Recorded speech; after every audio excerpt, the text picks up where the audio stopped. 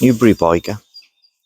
I just managed to get a loan of the new Honda NX500. This handsome model is in black. There's a couple of extra bits on it which you probably wouldn't get when you purchase it, and that's the crash bars, or the top bars, and the fog lights or spots. Everything else I think looks pretty standard. So I'll just run you through the bike. We've got twin discs up front, and they're 296mm in diameter, and you've got 4-piston Nissan brake calipers, radial mounted on a 19-inch front wheel.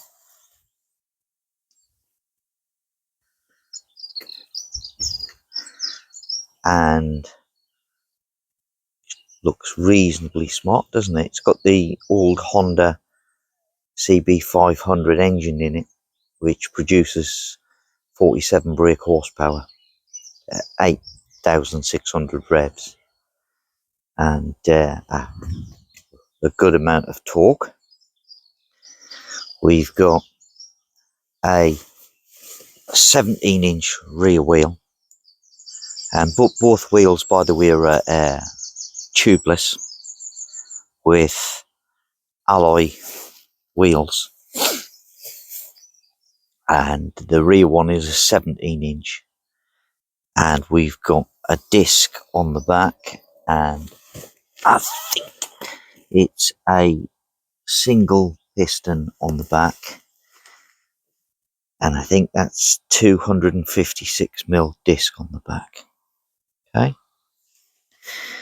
the back end looks okay. The brake light's a bit small for my liking. I like a bigger brake light. Obviously it's chain drive, and we've got a rear suspension unit tucked inside, so it's tucked out the way, hopefully not get covered in too much muck. We've got 41mm upside down forks,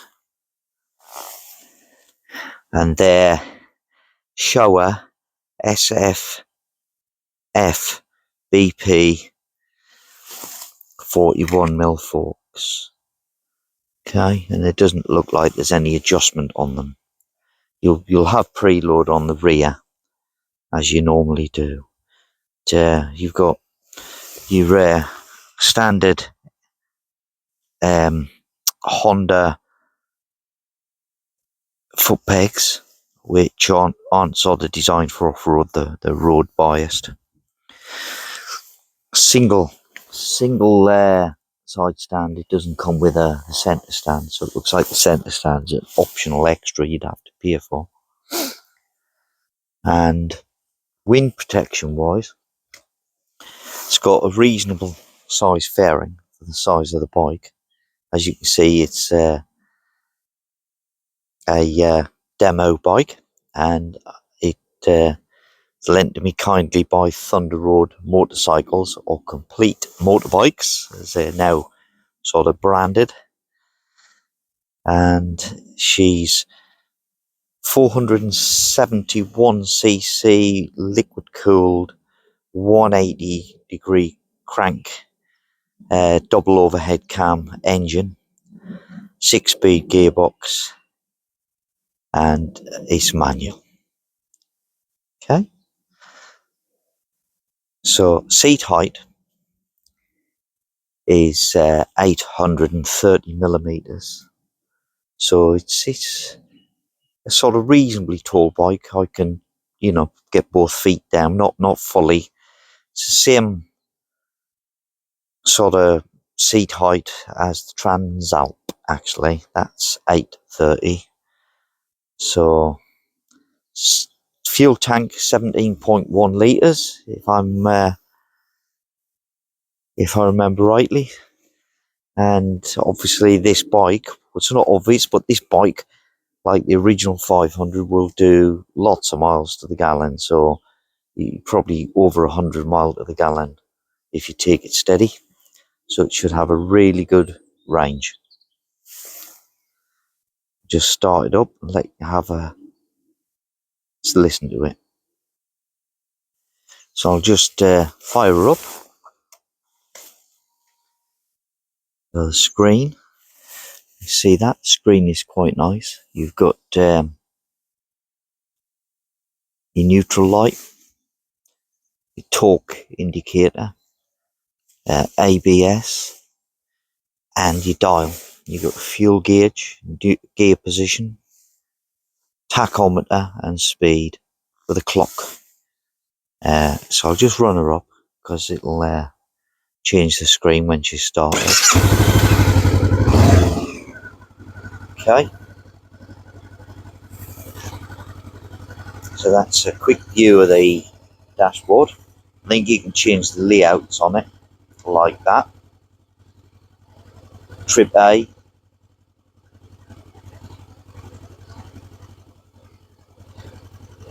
change the various settings in it. I won't go through that. It's more about the bike and how it rides.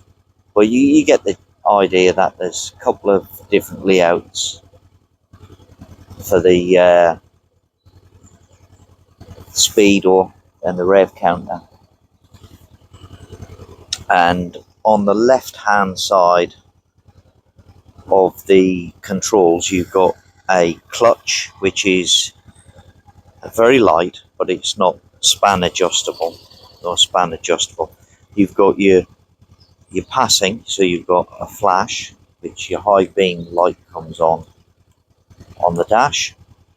You've got an lock to lock it on full beam and a pass.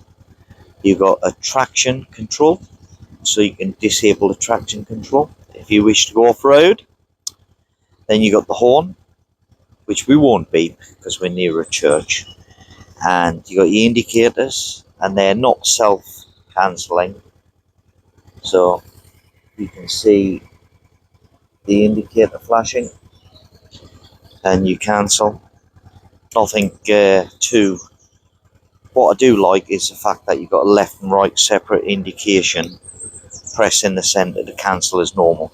And you've got a three-way joystick here. So you've got trip B, mileage, trip A. I'm working way up. It's done 61 miles, the bike, at the moment. Trip B, trip A, miles per litre. And then if we go down, I think it's just the repeat, just down. So we'll leave it on total miles. You've got the light switch for your fog lights in the cockpit, and you have the grommet there to put in your 12-volt auxiliary if you specify it when you get the bike. Mirrors are dinky little things, but they do the job. They look okay. And on the right hand side of the bike, you've got your kill and your run, your hazards. I'll just pop the hazards on, show you what they look like. So I'll whiz around the front.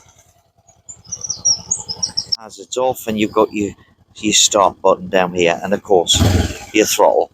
You're still on cables like you are on the original Honda 500, and you've got a front brake which has adjustment for the span for the brake.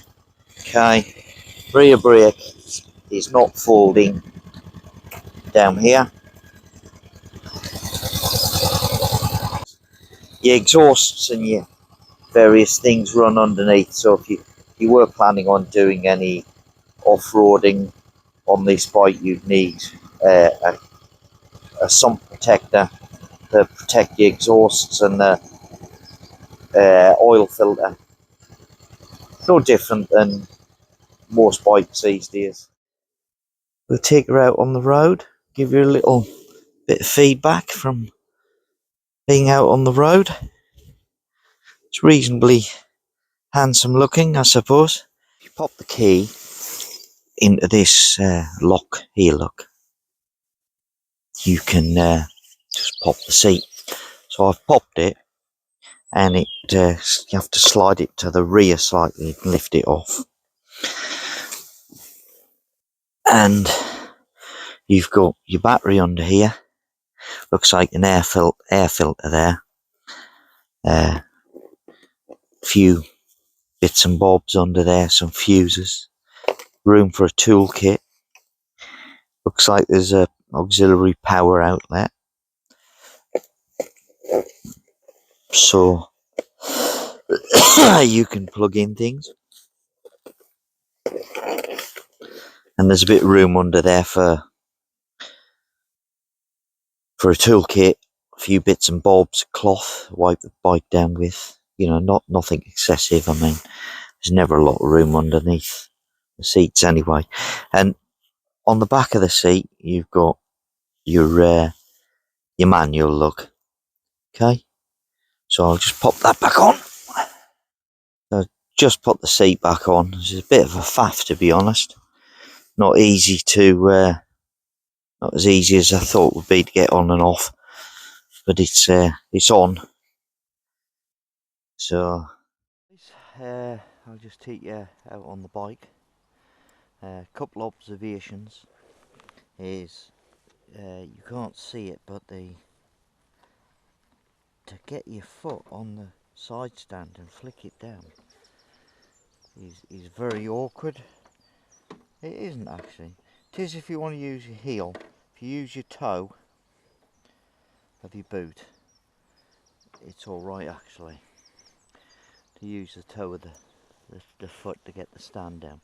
The pegs are quite raked back compared to my bike, which is currently the Transalp.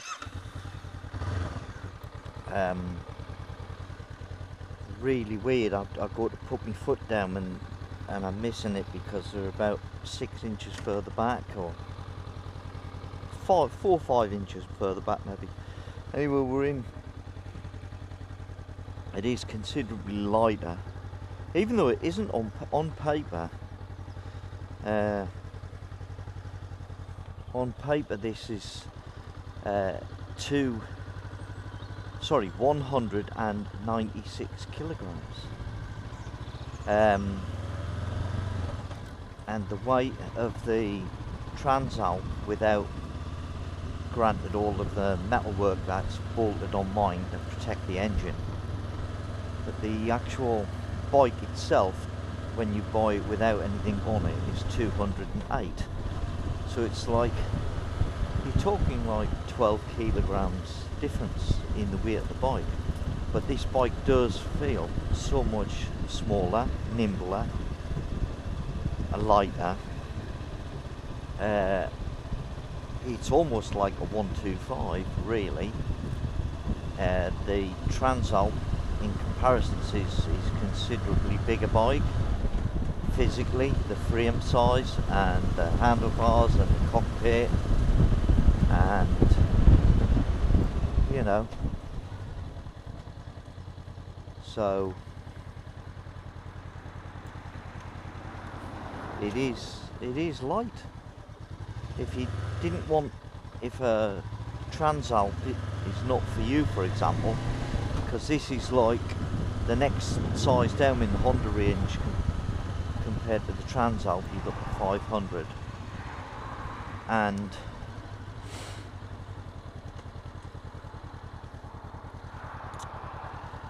this is like, this is what you've got. You're stuck with this, or you're gonna basically a Transalp.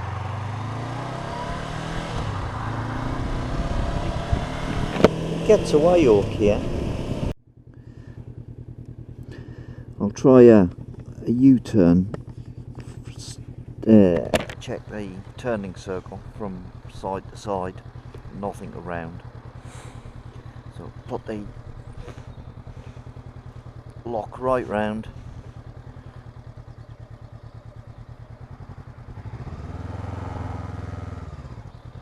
Yeah, so it'll turn round in the width of a reasonably two-lane road, if you know, well, not two-lane, but two-way road.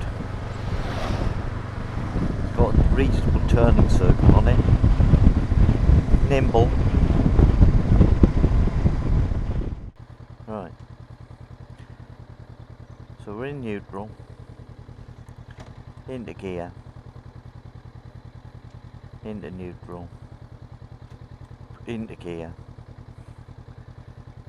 and back into neutral. So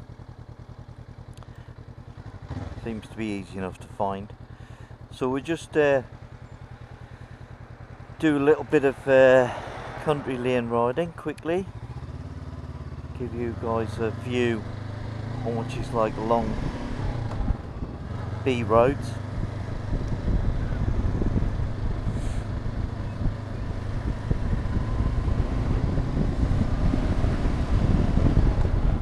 Suspension's quite smooth actually, considering these roads are a bit bumpy, but we're not going fast, we're doing 20 mile an hour.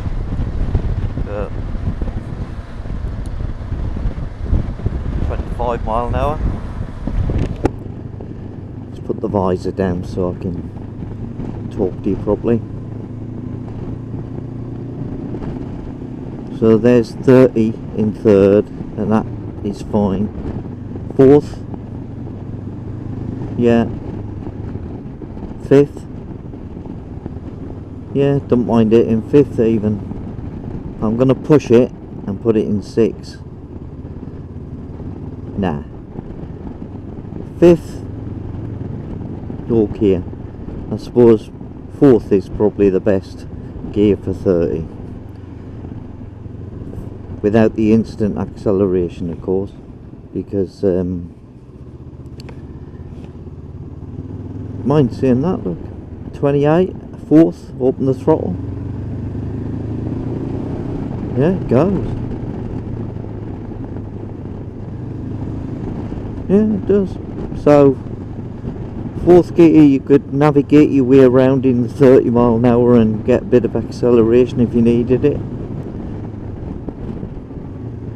That's third gear at 30, 28, I'll open the throttle.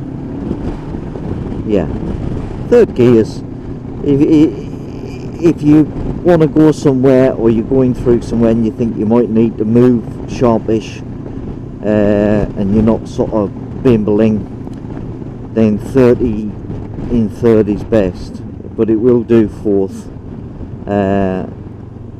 quite comfortably actually, but 30 you get a bit more acceleration.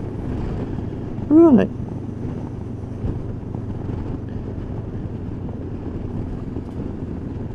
so we'll just turn round and head back towards some decent roads. So I'll just give you a feel for what she's like on a bit of dual carriageway. This is an A road, where she goes alright, gets up to 60 no problem. Yeah, 60 mile an hour and it's still nice and smooth, no trouble.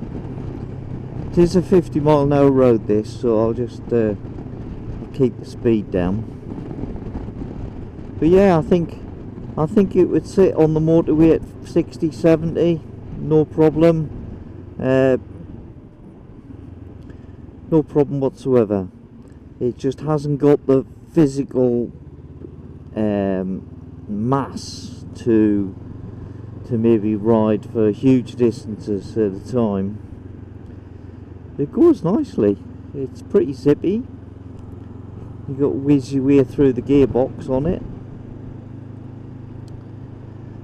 But yeah, it'll do 70 on the motorway, fully loaded. Maybe not. Maybe a bit tiresome to use fully loaded, but I don't load my bike up much if I can help it anyway. But for a person moving up from a 125, I think this would be a nice bike. I'd be well chuffed if I had this as my first bike up from a 125. I mean, she's going around here and forth, nice and smooth, nice to ride, no problems. Nice big dash, as in, it's not physically big in size, but the digits are big. Someone with a Transalp like mine. So it was nice of Austin at Thunder Road in Gloucester to let me take out the demonstrator for a little ride experience and to do a little video for you guys. I have bought all my bikes from there other than my very first little Chinese 125 that I had. So I'm a good customer and they're good to me, to be honest, letting me borrow the demonstrator. I thought this might be something I might have, you know, if I thought the Transalp was too big, but I think I'll stick with me Transalp.